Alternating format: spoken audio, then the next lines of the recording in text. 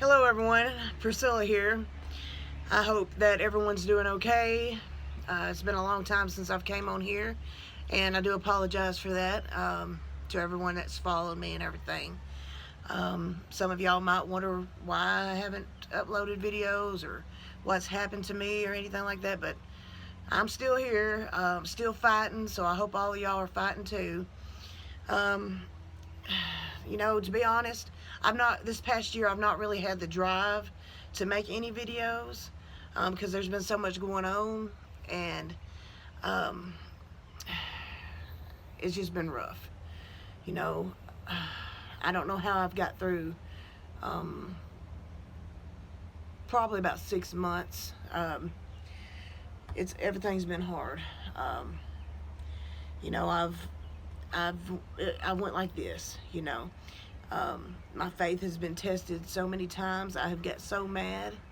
I have got to the point where I want to give up and everything. And at some points, through what I'm fixing to tell you, I really don't know where the strength come from. Um, my mom, she's in bad health. I've done my best to take care of her and everything like that. And my sister helps as well. So last year, December, you know, me and my brother and my dad, we went to the Titans game, which I'll upload a video of that soon. And my dad, he seemed fine. We was up at the very top. He climbed the steps like a pro, up and down. It was awesome. So around January, it was about January 14th this year, to begin the 2020. We, shit, excuse me. It's hard for me to talk about this. One day he just woke up and there was a knot on his head, a little bitty knot, and I thought, well, maybe he hit his head and he's got a concussion, okay? Because he wakes up and he didn't even know how to make coffee. He was standing there with an empty pot on the stove, no water and everything like that. And then he went out and drove, and evidently he didn't even know how to start the car when he was at the gas station. He paid for the gas and he didn't even get the gas. He came home, and he was one not to go to the doctor or nothing. He always said, once you go, you'll find everything that's wrong with you and all that. And for about 2 years, he had changed. He's a hard worker, and he just went downhill. And we didn't know it. We didn't see the signs, and we blame ourselves for it. It's hard. But anyways, so January the 15th, excuse me. Let me get myself together.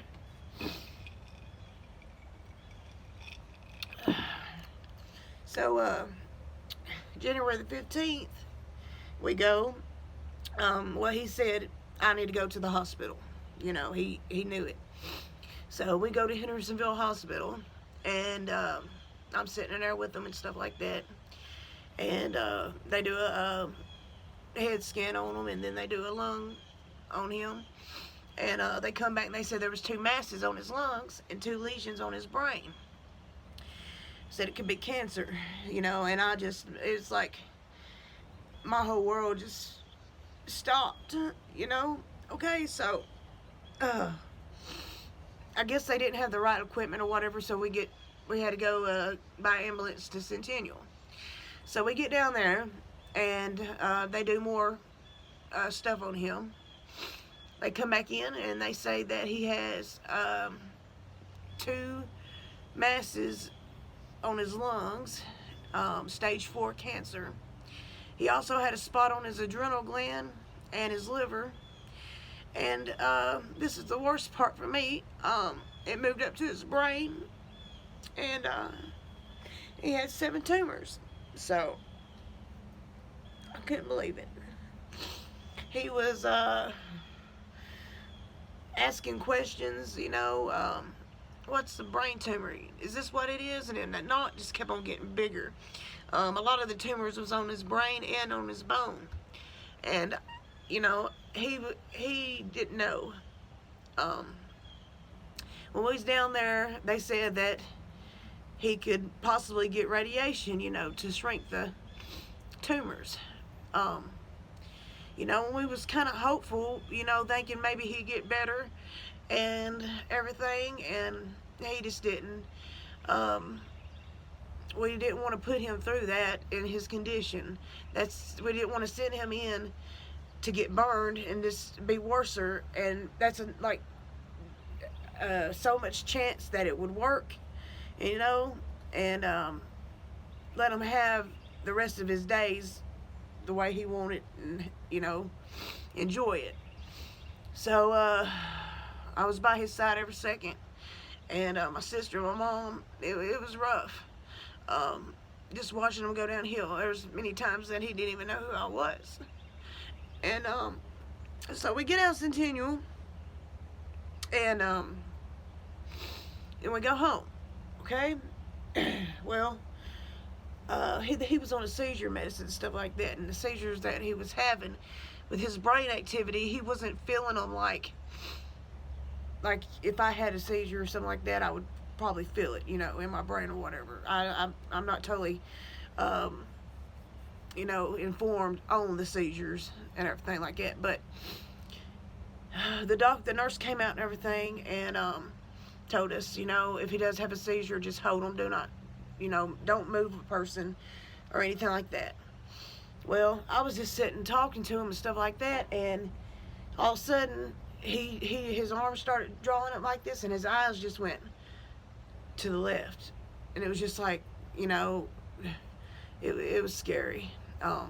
So when that happened, we had to call 911. Me and my sister couldn't get him up.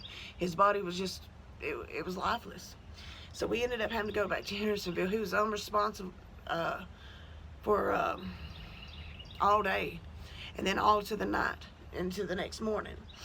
So he's in Hendersonville and everything. So they do a scan on him, and evidently his brain mid-shifted. The tumors just keep on swelling. So at that point, they said, we're going to have to move him to hospice care. That radiation wasn't even an option at this point, because it just wasn't. That's what the doctor said anyways. So after he got kind of stronger and stuff the next day, and when I told him, I said, you're going home, he was happy. And but then we, you know, get out, and he sees another ambulance. He looks at me like, bitch, we better not be going to another hospital. But yeah, we come home. The medicine, the hospice came out and everything like that, and it seemed like he was doing better. He had about 2 good weeks, ate good, you know, and I had to help him walk and all that and stuff like that. He was using the bathroom on his own and stuff for a long period of time. And then about 2 weeks, I think he had another seizure, and he just went downhill, you know, and it was the hardest thing to watch.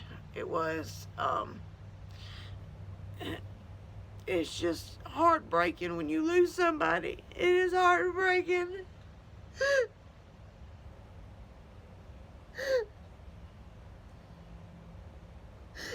And I haven't really, oh man, I have tried to be so strong throughout all this, but it's hard. Anyways, he had 2 good weeks, and we was trying to raise the money and everything to have a funeral and stuff like that, but it cost so damn much. It really did, and we got close to what we would need, but it didn't work out. So the nurse come in. She said that he was transitioning. His feet and stuff was starting to turn colors, and he just was unresponsive. He would look, and he would know. But he started seeing things that and talking and stuff that we couldn't see. And I totally believe that he was seeing something. But it was his birthday was February 19th. He turned 60. And the day after, he was breathing pretty hard, real. He's trying to catch his breath, you know. And the next day, I walked in, and my sister was in there, and I put a rag on his head and stuff like that. And as soon as I turned around, he passed away. And it's hard, and I've not been able to really let it out, so I'm letting it out in this video. You know, I'm trying to be as strong as I can for my family, for my mom, and my sisters and my brother. My brother, I tell you, he's been there. Carolina, she's been there. If it wasn't for them, I don't know, you know. And it's been hard, and I've not really been able to process it. It feels like a nightmare.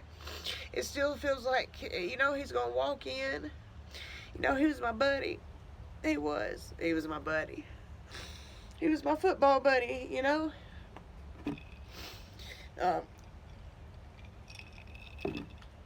You know, I'm sorry for, you know, crying and stuff like that, but at least I'm letting my emotions out, and I've not really been able to do that. It's been in waves, you know.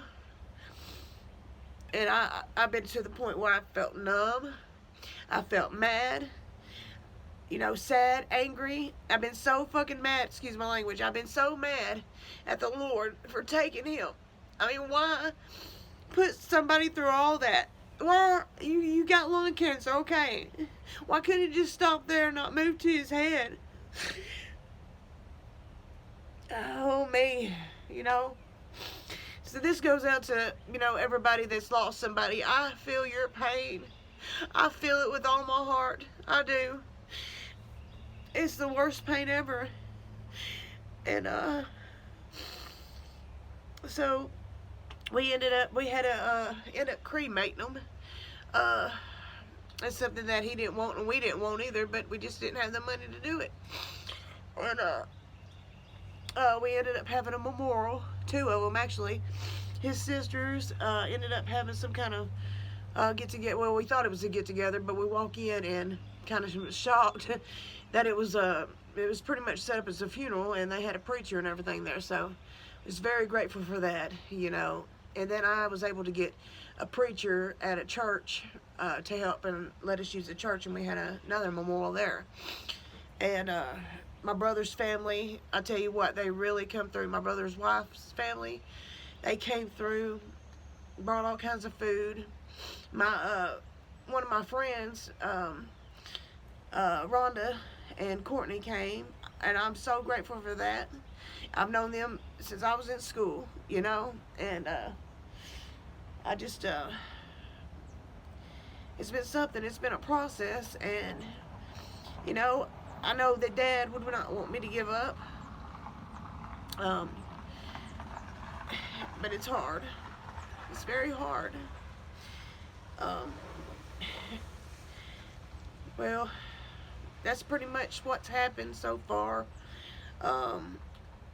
It's been something else. So I got to find some way to get ahead of this and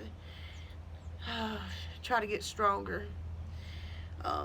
Yeah, so, but I'm gonna upload some videos that I've took. I mean, I've done some videos and stuff like that, but just not have had a chance. So I'm gonna upload this one, and then I'll put together the Titans game that me, my brother, and my dad went to, and I hope you enjoy that.